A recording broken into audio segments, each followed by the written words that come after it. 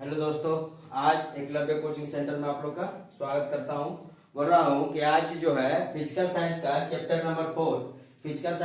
Number 4 उष्मा की घटना थर्मल फिनोमिना के बारे में आज चर्चा करते हैं कि उष्मा की घटना क्या है, उसमें प्रसार क्या है। जैसे कि ठोसों में 3 प्रकार के उसमें प्रसार होता है। ठोस में कोई भी चीज जो वस्तु है उष्मा का प्रसार उसमें होता है, या तो ठोस हो, या तो द्रव हो, या तो क्या हो, गैस हो, सभी में उष्मा का प्रसार होता है। उष्मा क्या है? उष्मा जो है एक से दूसरे रूप में क्या होता है, परिवर्तित होता है, रूपांतरित होता है। जैसे उष्मा ठोस में, द्रव में, गैस में सही प्रकार में होता है, ठीक है। जिसमें जैसे किसी वस्तु को छूने के बाद ठंडक महसूस होता है, वो भी उष्मा का ही प्रकार है। किसी वस्तु को छूने में गर्म महसूस होता है, वो भी क्या है, उष्मा का ही प्रकार है। उष्मा से हम जैसे जैसे उष्मा में, जैसे मान लीजिए कि कोई ठंडी वस्तु को अगर गर्म करते हैं तो उसमें क्या होता है, कणों को धीरे धीरे गर्म होने के बाद उसमें गतिज ऊर्जा बढ़ जाता है, धीरे धीरे क्या होता है, गर्म होने लगता है। तो उष्मा जो है थर्मल फिनोमिना में हम लोग चैप्टर नंबर 4 में इसी के बारे में चर्चा करेंगे और इसी के बारे में समझेंगे कि उष्मा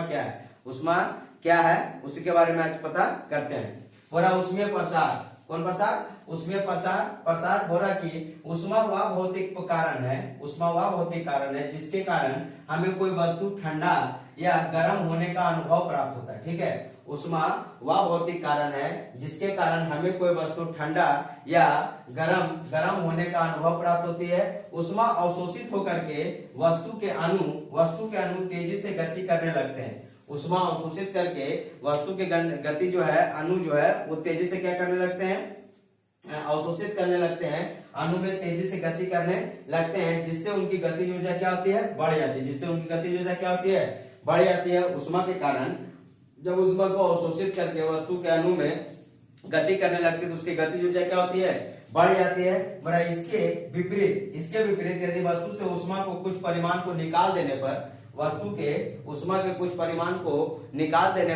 उसकी गतिज ऊर्जा क्या होता है, उसके अणु में गतिज ऊर्जा क्या होती है, घट जाती है। अगर उष्मा पा करके उसके अणु में गतिज ऊर्जा बढ़ सकती है तो उष्मा का कुछ मात्रा अगर निकल जाए तो अणु में गतिज ऊर्जा क्या हो जाएगी, वो घट जाएगी। बोला कि उष्मा क्या है, तो उष्मा एक प्रकार का ऊर्जा है। उष्मा क्या है? उष्मा एक प्रकार का क्या है? उष्मा एक प्रकार का ऊर्जा है। उष्मा में भार नहीं होता है, बल्कि इसमें कार्य करने की क्षमता होती है। कार्य करने की क्या होती है, क्षमता होती है। इसलिए कार्य करने की क्षमता ही क्या कहलाता है कि ऊर्जा है, ठीक है। उष्मा क्या है? एक प्रकार का ऊर्जा है। यह एक रूप से दूसरे रूप में रूपांतरित किया जाता है। उष्मा को एक रूप से दूसरे रूप में क्या किया जाता है, रूपांतरित किया जाता है, क्योंकि एक प्रकार का क्या है, ये उष्मा ऊर्जा है। बोला कि देखते हैं अगला, उष्मा का प्रभाव ठोस, द्रव तथा गैस सभी पर पड़ता है। उष्मा का जो प्रभाव है पदार्थ के 3 अवस्था है, ठोस, द्रव और गैस, सभी पर पड़ता है, जिसके कारण उसमें प्रसार होता है। उसमें क्या होता है, प्रसार होता है। देखते होंगे कि ठंडा के दिन में लोहे की छड़ जो है धीरे धीरे क्या होता है, रेल की जो पटरियां धीरे धीरे क्या होता है, सिकुड़ता है। गर्मी के दिन में क्या होता है, फैलता है। तो ये किसके कारण होता है, तो उष्मा के कारण ही होता है। उष्मा के कारण ही रेल की पटरियां ठंडे के दिनों में सिकुड़ता है और गर्मी के दिनों में क्या होता है, धीरे धीरे फैलता है, ठीक है ना। तो ये सब क्या है, उष्मा का एक प्रकार है जिसके कारण उसमें प्रसार होता है, जो हमारे दैनिक जीवन में कुछ लाभप्रद भी है।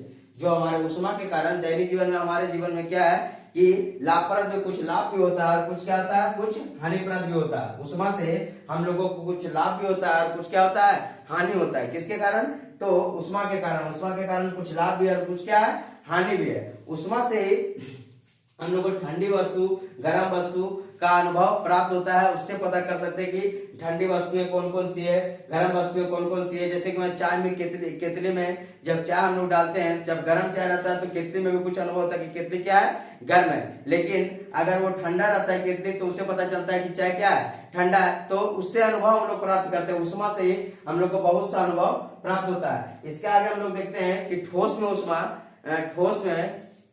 उष्मा के जो अलग अलग प्रकार थे, जैसे रेखीय प्रसार होता है, क्षेत्रीय प्रसार होता है, आयतन गुणक प्रसार होता है। तो सबको अलग अलग हम लोग देखते हैं कि ठोस में किस किस प्रकार से उष्मा होता है। फिर द्रव में देखेंगे, फिर किसमें देखेंगे, गैस में देखेंगे। इस चैप्टर में आपका यही उष्मा का ही प्रसार दिया, ठोस, द्रव और गैसों में, यही तीनों के बारे में बताया गया। इसके आगे देखते हैं।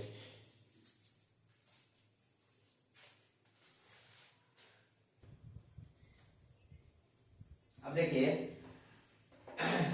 हो रहा कि ठोस पदार्थों के प्रसार का दैनिक जीवन में महत्व। हम लोग देखे थे कि ऊष्मा ठोस, द्रव, गैस तीनों अवस्था में पाया जाता है। जो ऊष्मा ठोस में भी अलग प्रसार होता है, द्रव में भी अलग प्रसार होता है, गैस में भी अलग अलग प्रसार होता है। तो अब तीनों में सबसे पहले हम लोग ठोस के बारे में चर्चा करते हैं। ठोस में चर्चा करने के बाद भी देखेंगे द्रव में क्या क्या होता है और गैस में कैसे कैसे प्रसार होता है, सबके बारे में पढ़ेंगे अलग अलग। बोला कि रेल की पटरियों पहले से देखते हैं ठोस पदार्थ का प्रसार का दैनिक जीवन में क्या महत्व है। हमारे दैनिक जीवन में, रोज के जीवन में ठोस के प्रसार का क्या क्या महत्व, उसके बारे में पढ़ते हैं। पहला बोल रहा है कि रेल की पटरियां बिछाते समय बीच बीच में कुछ खाली जगह छोड़ दी जाती है। ठीक है, रेल की पटरियां को जब बिछाते हैं तो बीच बीच में कुछ खाली जगह क्या करते हैं, छोड़ देते हैं, ताकि जिससे कि गर्मियों में पटरियों को बढ़ने के लिए स्थान मिल सके। गर्मी में पटरियां क्या हो जाएगा, फैलेगा। देखिए, गर्मी में कोई भी चीज क्या होता है, फैलता है, और ठंडे में क्या होता है, वो सिकुड़ता है। गर्मी में क्या होता है, फैलता है, और ठंडे में क्या होता है, सिकुड़ता है। इसलिए रेल की पटरियों के बीच में कुछ जगह छोड़ दिया जाता है ताकि गर्मी के दिनों में क्या जाए, फैल करके बढ़े। अगर हम जगह नहीं छोड़ेंगे तो उससे क्या हो सकता है कि रेलगाड़ियां वो बढ़ नहीं सकेगा। ठीक है, तो इसीलिए हम लोग बीच में जगह छोड़ते हैं ताकि गर्मी के दिनों में पटरियां बढ़ने के लिए स्थान मिल सके। यदि खाली जगह ना छोड़े तो पटरियां बढ़ने पर क्या आ जाएगी, टेढ़ी हो जाएगी, जिससे रेलगाड़ी क्या हो सकती है, उलट सकती है। अगर बीच में पटरियां को ना छोड़े, जिससे क्या हो जाएगा, पटरियां यदि खाली जगह ना छोड़े तो पटरियां बढ़ने पर क्या हो जाएगी, टेढ़ी हो जाएगी, और जिससे रेलगाड़ी क्या हो सकती है, उलट सकती है। क्योंकि गर्मी के दिनों में क्या होता है, फैलता है, और ठंडे के दिनों में क्या होता है, सिकुड़ता है। इसका आगे आप देखते हैं हम लोग।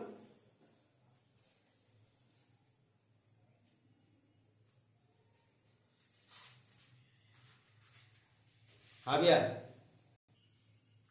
अब देखिए, पहला नंबर तो हम लोग समझ गए कि ठोस पदार्थों में दैनिक जीवन में क्या क्या महत्व है। तो रेल की पटरियों के बीच में क्या करते हैं, हम लोग जगह छोड़ते हैं, जिसके कारण क्या है, जिसके कारण यह है कि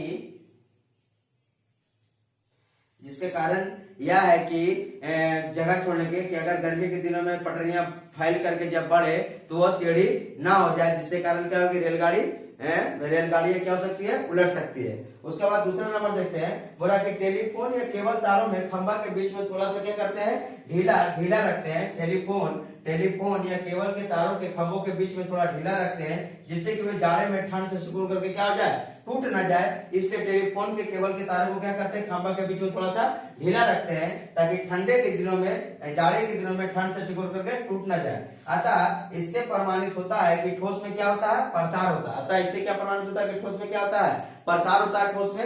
अतः लेकिन यह प्रसार सभी ठोसों में क्या होता है, एक समान ना होकर के क्या होता है, अलग अलग। यह प्रसार जो है सभी ठोसों में एक समान ना होकर के क्या होता है, अलग अलग प्रसार होता है। क्योंकि ठोस में भी प्रसार क्या होता है, अलग अलग होता है। जैसे लकड़ी में अलग प्रसार होगा, लोहा में अलग प्रसार होगा, तांबे में अलग होगा, एल्युमिनियम में अलग होगा। जितने भी ठोस पदार्थ है सबका प्रसार क्या है, अलग अलग है। ठीक है ना। हाँ भैया, देखिए, अब बोल रहा है, अभी तक हम लोग देखे थे कि दैनिक जीवन में ठोसों का प्रसार क्या क्या है। तो रेल की पटरियां देखे थे, टेलीफोन का केबल देखे थे। अब इसके बाद हम लोग देखते हैं कि ठोस का ऊष्मीय प्रसार क्या है, इसे रियल में हम लोग समझते हैं। बोल रहा कि प्राय सभी ठोस गर्म होने पर फैलते हैं। आपको बार बार हम शुरू से बता रहे हैं कि सभी ठोस हो या द्रव हो या गैस हो, गर्म होने पर क्या होगा, फैलेगा ही। ठोस गर्म होने पर फैलते हैं, तब ठंड होने पर क्या होता है, सिकुड़ते हैं। इसे ही क्या कहते हैं, ऊष्मीय प्रसार कहते हैं। गर्म होने पर फैलते हैं और ठंडा होने पर क्या होते हैं, सिकुड़ते हैं। इसी को हम लोग क्या कहते हैं, ऊष्मीय प्रसार कहते हैं। ऊष्मीय प्रसार कहते हैं, थर्मल एक्सपेंशन कहते हैं। और भिन्न भिन्न ठोसों का ऊष्मीय प्रसार भिन्न भिन्न होता है। भिन्न भिन्न ठोसों का ऊष्मीय प्रसार क्या होता है, भिन्न भिन्न होता है। अलग अलग ठोसों का ऊष्मीय प्रसार अलग अलग होता है। लोहा का ऊष्मीय प्रसार अलग होता है, तांबा का अलग होता है, एल्युमिनियम का अलग होता है। चार भी कोई वस्तु लेते तो उसका क्या होता है, अलग अलग होता है। बोला कि समान रूप से गर्म किए जाने पर तांबे में लोहे की अपेक्षा अधिक प्रसार होता है। समान रूप से, समान तापमान, मान लीजिए कि हम 30 डिग्री 35 डिग्री या 40 डिग्री पे गर्म कर रहे हैं, तो उसमें क्या होता है, लोहा से अधिक प्रसार कौन करेगा, तो तांबा करेगा। लोहे से अधिक प्रसार कौन करेगा, तांबा करेगा। और समान रूप से गर्म किए जाने पर तांबे में लोहे की अपेक्षा अधिक प्रसार होता है। ठोसों का निश्चित आकार और आयतन होता है। ठोस में क्या होता है, निश्चित आकार और निश्चित आयतन होता है, लेकिन द्रव में क्या होता है, निश्चित आकार होता है, निश्चित आयतन होता है, आकार नहीं। और गैस में ना तो आकार होता है ना तो आयतन होता है। ठोस में निश्चित आकार निश्चित आयतन, ठोस को पकड़ना है तो निश्चित आकार चाहिए, निश्चित आयतन चाहिए। द्रव में निश्चित आयतन चाहिए, आकार तो वो जिस रूप में डालिएगा उस रूप में आकार वो ले लेता है। और गैस में ना तो आकार निश्चित होता है ना तो आयतन निश्चित होता है। तो ठोस में क्या होता है, निश्चित आकार और निश्चित आयतन होता है, ठीक है ना। तथा गर्म किए जाने पर उसका प्रसार भी सभी दिशाओं में होता है। गर्म किए जाने पर, ठोस को गर्म किए जाने पर उसका जो प्रसार होता है वो सभी दिशाओं में होता है। गर्म किए जाने पर जो ठोस होता है उसका प्रसार क्या होता है, सभी दिशाओं में होता है, हो रहा है। यदि हम किसी ठोस को गर्म करें तो उसका लंबाई, क्षेत्रफल और आयतन तीनों क्या होता है, बढ़ जाता है। अगर हम किसी ठोस को गर्म करें तो उसकी लंबाई, उसका क्षेत्रफल और उसका आयतन तीनों क्या होता है, बदल जाता है। तीनों क्या होता है, उसका जो प्रसार होता है तीनों क्या होता है, बढ़ जाता है। क्षेत्रफल भी बढ़ जाता है, आयतन भी बढ़ जाता है और लंबाई भी क्या होता है, बढ़ जाता है। अब इसी रूप में हम लोग देखते हैं कि लंबाई बढ़ने को हम लोग क्या कहते हैं, रेखीय प्रसार कहते हैं। लंबाई बढ़ने को क्या कहते हैं, रेखीय प्रसार, लीनियर एक्सपेंशन कहते हैं। लंबाई बढ़ने को रेखीय प्रसार कहते हैं। लंबाई बढ़ा मतलब रेखीय बढ़ गया, ठीक है, रेखीय प्रसार बढ़ गया। लंबाई बढ़ गया मतलब रेखीय प्रसार बढ़ गया, ठीक है। क्षेत्रफल को बढ़ने को क्षेत्रीय प्रसार कहते हैं। देखिए, क्षेत्रफल क्षेत्रीय, क्षेत्रफल क्षेत्रीय, क्षेत्रफल क्षेत्रीय, लंबाई रेखीय, लंबाई रेखीय। आप एक दो बार करके इसी तरह रिपीट करिएगा तो आपको याद हो जाएगा। अगर लंबाई बढ़ेगा तो रेखीय प्रसार, लंबाई बढ़ा तो रेखीय प्रसार, लंबाई बढ़ा तो रेखीय प्रसार, क्षेत्रफल बढ़ा तो क्षेत्रीय प्रसार, क्षेत्रफल बढ़ा तो क्षेत्रीय प्रसार, और आयतन बढ़ा तो आयतन प्रसार, आयतन बढ़ा तो आयतन प्रसार, आयतन बढ़ा तो आयतन प्रसार, ठीक है। इस प्रकार से हम लोग पढ़ेंगे और आगे इसको समझते जाएंगे कि लंबाई बढ़ने पर कौन प्रसार, रेखीय प्रसार, लंबाई बढ़ने पर रेखीय प्रसार, क्षेत्रफल बढ़ने पर क्षेत्रीय प्रसार और आयतन बढ़ने पर आयतन प्रसार क्या होता है, आयतन प्रसार करते हैं। इस आधार पर ठोसों को तीन प्रकार में प्रसार गुणांक होता है। इस आधार पर, किस आधार पर, लंबाई बढ़ने पर रेखीय प्रसार, क्षेत्रफल बढ़ने पर क्षेत्रीय प्रसार, आयतन बढ़ने पर आयतन प्रसार। इस आधार पर जो होता है ठोसों को तीन प्रकार के प्रसार गुणांक होते हैं। अब रेखीय प्रसार को किससे डिनोट करते हैं, तो रेखीय प्रसार को अल्फा से, क्षेत्रीय प्रसार को बीटा से, ठीक है ना, क्षेत्रीय प्रसार को बीटा से, और आयतन प्रसार को गामा से हम लोग क्या करते हैं, नोट करते हैं कि हाँ रेखीय प्रसार है तो ये अल्फा बढ़ रहा है, क्षेत्रीय प्रसार है तो बीटा बढ़ रहा है, और आयतन प्रसार है तो गामा बढ़ रहा है, ठीक है। उसके बाद हम लोग रेखीय प्रसार को, जो रेखीय प्रसार को लंबाई बढ़ने पर रेखीय प्रसार मैंने लेंथ क्या हो रहा, बढ़ रहा, तो रेखीय प्रसार को हम लोग एल लिखते हैं, ठीक है। उसके बाद अगर क्षेत्रफल प्रसार है तो क्षेत्रफल को हम लोग क्या बोलते हैं, एरिया, लंबाई गुना चौड़ाई मतलब क्या, एरिया, तो इसको हम लोग ए से नोट करेंगे, ए से। उसके बाद आयतन को किससे करेंगे, लंबाई चौड़ाई और ऊंचाई तीन हो तो इसको हम लोग बी से नोट करेंगे, ठीक है। अब इसके आगे देखते हैं हम लोग रेखीय प्रसार, क्षेत्रीय प्रसार और आयतन प्रसार, ये तीनों को हम लोग देखते हैं।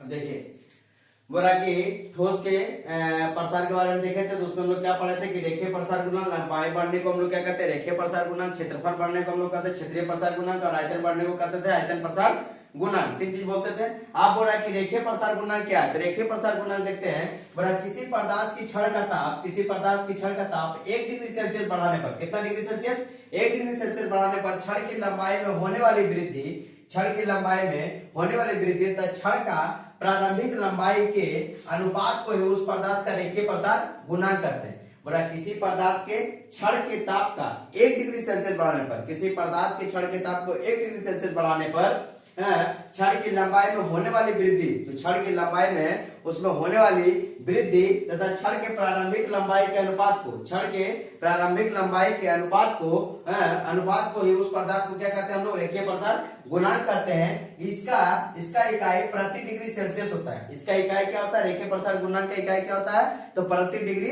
सेल्सियस होता है। रेखीय प्रसार गुणांक का इकाई क्या होता है, प्रति डिग्री सेल्सियस होता है, और इसे अल्फा से प्रदर्शित करते हैं। हम बताए थे कि रेखीय प्रसार गुणांक को किससे प्रदर्शित करते हैं, तो अल्फा से प्रदर्शित करते हैं। रेखीय प्रसार गुणांक को किससे प्रदर्शित करते हैं, तो अल्फा से प्रदर्शित करते हैं। अतः अल्फा बराबर क्या होता है, डेल्टा एल बटा एल। देखिए एल क्या है, लंबाई बढ़ रहा है जिसको हम लोग लेंथ बोलते हैं, तो डेल्टा एल बटा एल गुना डेल्टा टी, ठीक है, डेल्टा एल बटा एल गुना डेल्टा टी प्रति डिग्री सेल्सियस। इसका इकाई क्या होता है?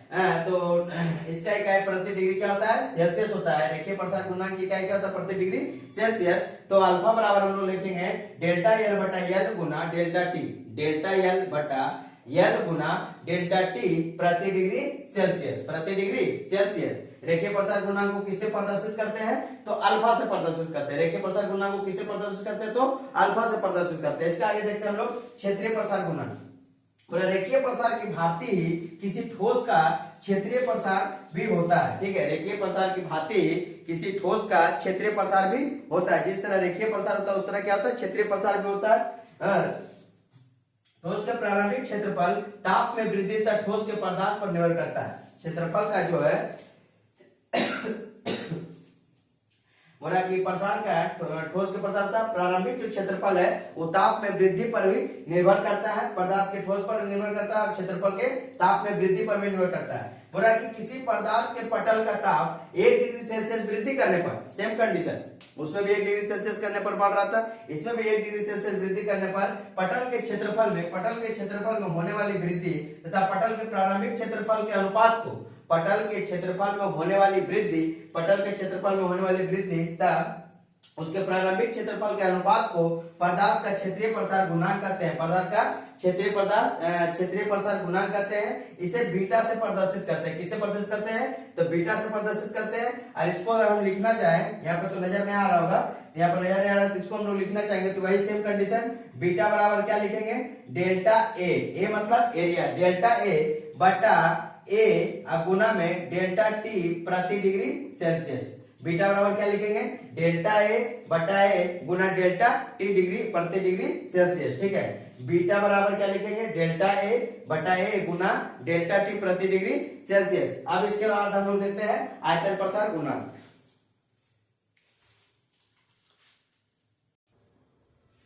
अब देखिए तीसरा नंबर बचा हुआ है ठोस में आयतन प्रसार गुणांक। आयतन प्रसार गुणांक बोला किसी ठोस का आयतन प्रसार भी प्रारंभिक आयतन ताप में, ठीक है, किसी ठोस का आयतन प्रसार भी प्रारंभिक आयतन ताप में वृद्धि तथा ठोस के पदार्थ पर निर्भर करता है, ठीक है। किसी ठोस का आयतन प्रसार भी प्रारंभिक आयतन ताप में वृद्धि और ठोस के पदार्थ पर निर्भर करता है। सेम कंडीशन इसमें भी, किसी पदार्थ का एक पिंड का ताप 1 डिग्री सेल्सियस बढ़ाने पर, किसी पदार्थ का एक पिंड का ताप 1 डिग्री सेल्सियस बढ़ाने पर पिंड का आयतन जो होता है, पिंड का आयतन में होने वाली वृद्धि तथा पिंड के प्रारंभ आयतन के अनुपात को पदार्थ का आयतन प्रसार गुणांक कहते हैं, ठीक है। फिर से बोल रहे हैं किसी पदार्थ का एक पिंड का ताप 1 डिग्री सेल्सियस बढ़ाने पर पिंड का आयतन में होने वाली वृद्धि तथा पिंड के प्रारंभ के आयतन के अनुपात को उस पदार्थ का आयतन प्रसार गुणांक कहते हैं। इसे गामा से प्रदर्शित करते हैं। इसे किससे प्रदर्शित करते हैं? तो इसे गामा से प्रदर्शित करते हैं। इसे किससे प्रदर्शित करते हैं? तो गामा से प्रदर्शित करते हैं। इसलिए गामा बराबर क्या आ जाएगा? तो देखिए आयतन को हम लोग क्या बोलते हैं? वॉल्यूम। तो डेल्टा भी बटा भी गुना डेल्टा टी प्रति डिग्री सेल्सियस, डेल्टा भी बटा भी गुना डेल्टा टी प्रति डिग्री सेल्सियस, क्योंकि ठोस के जितने भी इकाई हम लोग पढ़े हैं सबके इसमें आता है प्रति डिग्री सेल्सियस में आता है, प्रति डिग्री सेल्सियस में आता है। आप देखिए अल्फा जो होता है, बीटा और क्या होता है? गामा। अल्फा बीटा और क्या होता है? गामा। ये क्षेत्रीय प्रसार का जो गामा है 3 गुना होता है। क्षेत्रीय प्रसार का कितना गुना होता है? 3 गुना होता है। रेखीय प्रसार का गामा जो होता है 3 गुना होता है। अल्फा जो होता है, बीटा जो होता है वो 2 गुना होता है, ठीक है। रेखीय प्रसार का गामा कितना गुना होता है? 3 गुना होता है। अल्फा जो होता है, अल्फा का 3 गुना गामा होगा और अल्फा का 2 गुना क्या होगा? बीटा होगा। इसलिए तीनों का अनुपात क्या होता है? 1:2:3, 1:2:3। अल्फा अगर 1 गुना है, रेखीय प्रसार 1 गुना है समानता पर, तो गामा कितना गुना होगा? 3 गुना होगा। आयतन गुना की गुना होगा? 3 गुना होगा। अगर अल्फा 1 गुना है तो बीटा कितना गुना होगा? 2 गुना होगा। इसलिए ये तीनों का अनुपात क्या होता है? 1:2:3।